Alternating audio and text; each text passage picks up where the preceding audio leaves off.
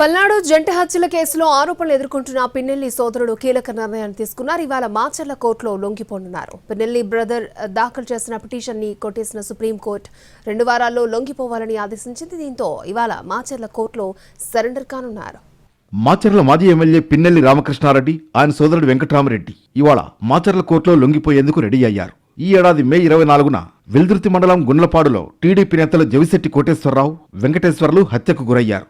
ఈ కేసులో మాజీ MLA Pinnelli Ramakrishna Reddy, వెంకటరామరెడ్డిని A6, A7 గా పోలీసులు చేర్చారు. ఈ కేసులో ముందస్తు బెయిల్ కోసం హైకోర్టులో పిటిషన్ దాఖలు చేయగా కోర్టు కొట్టేసింది. దీంతో సుప్రీంకోర్టును కూడా ఆశ్రయించారు. సుప్రీంకోర్టు మధ్యంతర బెయిల్ ఇచ్చింది. దీనిపై రాష్ట్ర ప్రభుత్వం సుప్రీంకోర్టులో పిటిషన్ దాఖలు చేసింది.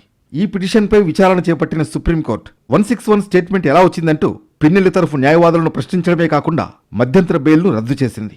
పిన్నెల్లి సోదరులు కోర్టులో లొంగిపోయేందుకు 2 వారాల గడువిస్తూ నవంబర్ 28న ఆదేశాలు జారీ చేసింది. కోర్టు ఆదేశాలతో ఇవాళ మాచర్ల కోర్టులో లొంగిపోయేందుకు పిన్నెల్లి సోదరులు సిద్ధమయ్యారు.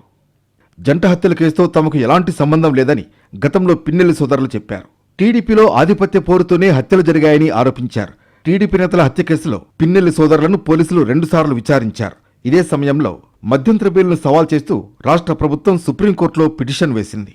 దీనిపై విచారణ సందర్భంగా పిన్నెల్లి తరఫు న్యాయవాదులు 161 స్టేట్మెంట్ ఇవ్వడాన్ని కోర్టు దృష్టికి తీసుకొచ్చారు. దీంతో కోర్టు ఆ స్టేట్మెంట్ ఎలా వచ్చిందని అడగడంతో పాటు మధ్యంతర బెయిల్ రద్దు చేసింది.